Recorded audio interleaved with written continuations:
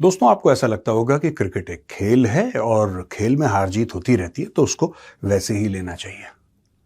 हमारी सिखलाई भी यही है, हमें बचपन से यही सिखाया गया है कि you play to the best of your capacity and your capability, और हार जीत होती रहती है। अगर हार जाते हो फिर सोचो कहां गलत हुआ, क्या गलत हुआ, और अगली बार और मेहनत करो। पाकिस्तान में खेल कहां खत्म होता है, फौज कहां शुरू होती है, सरकार कहां खत्म होती है और जियोपॉलिटिक्स कहां शुरू होती है, दोस्तों ये बड़ा मडल्ड है। यहां पे पता लग रहा है कि जो 15 फरवरी को कोलंबो में मैच हुआ था भारत और पाकिस्तान के बीच में, जो कि पाकिस्तान हारा था, उसके बाद पाकिस्तान के अंदर सियासत और तेज हो गई है।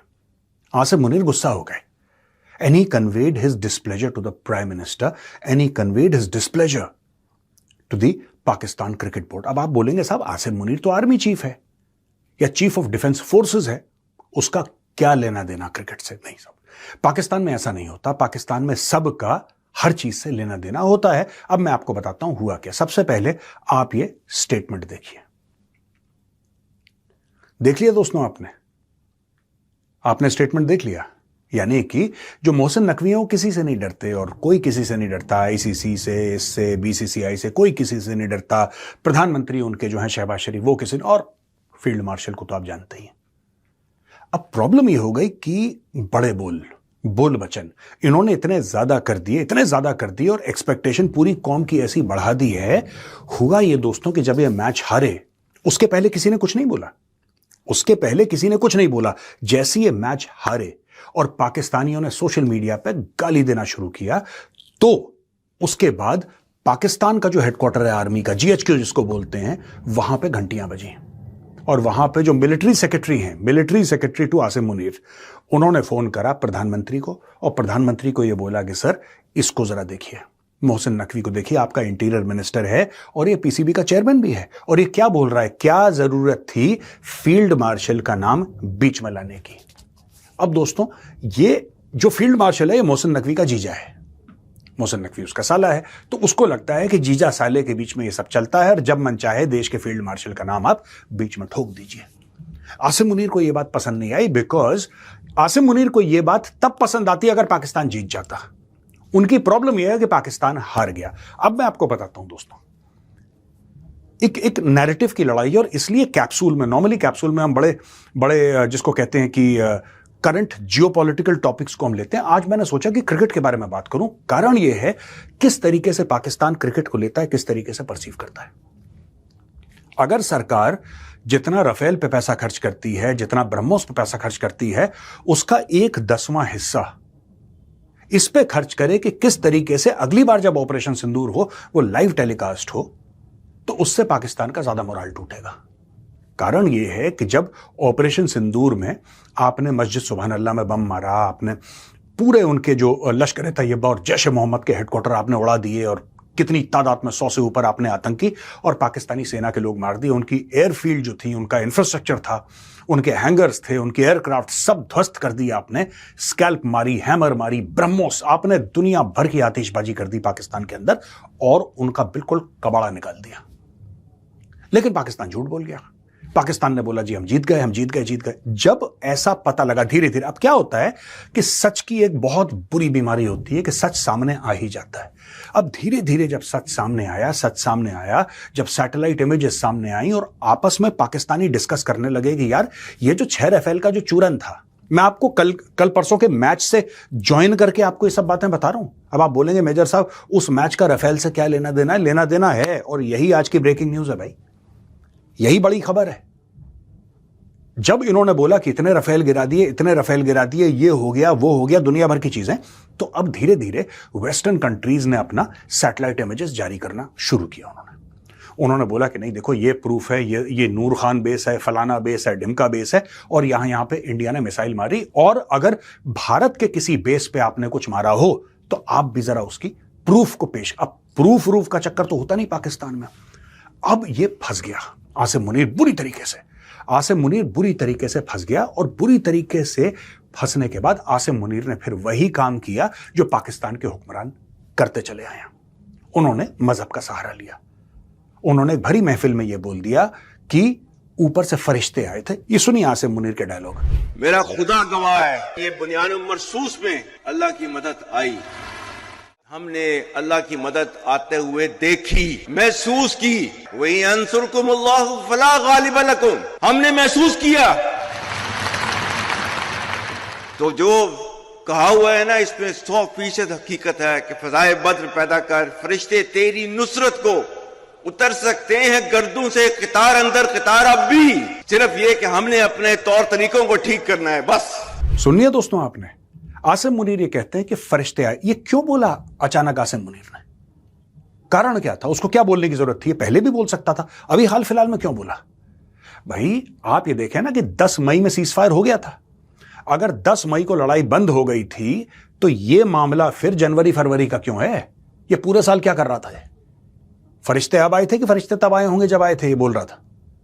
तो आप सोचिए इसको क्यों बोलना पड़ा? क्योंकि पूरा जो नैरेटिव था पाकिस्तानी फौज का, आसिम मुनीर का नैरेटिव, वो हो गया ध्वस्त, वो कूड़ेदान में चला गया। लोगों ने पूछना शुरू कर दिया कि साहब अगर आपने कोई राफेल गिराया है, अगर आपने भारत को नुकसान पहुंचाया है तो कोई फोटोग्राफ होगी। अच्छा, इन्होंने 2-3 फोटोग्राफ डाली, कुछ एआई जनरेटेड थी, कुछ पुराने क्रैशेस थे।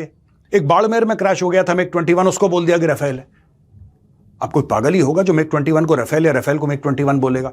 लेकिन विद द पाकिस्तानी उनको कुछ चूरन बेचना है अपने मासेस को, तो उन लोगों ने कहना शुरू करा कि साहब ये हो गया, वो हो गया। अब धीरे धीरे धीरे जब ये सब चीजें पकड़ में नहीं आई तो उन्होंने बोला कि कोट अनकोट इस्लामिक टच देते हैं। ये बीमारी है पाकिस्तानियों में, जब कुछ समझ में ना आए इस्लामिक टच दे दो। तो आसिम मुनीर ने फिर कोशिश करी इस्लामिक टच देने की और यह बोला कि साहब ऊपर से फरिश्ते आए थे, हमने दुआएं करी हैं, ऊपर से फरिश्ते आए थे और फरिश्ते लड़े थे। और लोगों ने तालियां पीटी क्योंकि पाकिस्तान में यह चूरन बिकता है। अब हुआ ये कि ये जो मैच था 15 फरवरी का, अब दोस्तों राफेल, फरिश्ते, 15 फरवरी, ये सब एक ही कड़ी का हिस्सा है। अब आप सोचेंगे कैसे? तो वह ऐसे कि इनकी बहुत ज्यादा उम्मीदें थी, इनकी बहुत ज्यादा उम्मीदें थी because Asim Munir needs a win. आप साइकोलॉजी समझिए। आसिम मुनीर ने अपने आप को पूरे देश का लीडर इस तरीके से प्रोजेक्ट किया कि भाई वहां पे कोई जरदारी की बात नहीं करता, वहां पे कोई शहबाज शरीफ की बात नहीं करता, जो बात करता है पाकिस्तानी आसिम मुनीर। आसिम मुनीर का प्रोजेक्शन इतना हो गया कि पीसीबी के चेयरमैन मोहसिन नकवी ने यह बोला कि फील्ड मार्शल को, आपने सुना ना उसका बयान, एक बार दोबारा सुनिए। पहली बात, ना मैं धमकी से डरता हूं, ना गवर्नमेंट डरती है, और आपको पता है फील्ड मार्शल का। जब उसने ये बोल दिया कि कोई किसी से नहीं डरता और आसिम मुनीर भी आप जानते ही हैं उनके बारे में, you know him very well, तो अब प्रॉब्लम यह हो गई कि आसिम मुनीर का नाम सामने आ गया, that he is banking this entire cricket thing. और जब पाकिस्तान हारता है तो फिर बात आती है आसिम मुनीर पे, और यह आसिम मुनीर टॉलरेट नहीं कर रहा। अब क्यों नहीं टॉलरेट कर रहा? इसके 3 मुख्य तौर पे कारण है दोस्तों। वही मैंने आपको बताया ना शुरू में कि पाकिस्तान में किस तरीके से क्रिकेट और जियोपॉलिटिक्स और नेशनल सिक्योरिटी सब एक ही हैं। There is no difference, there is absolutely no difference. आपको पता है शेख रशीद ने क्या बोला था?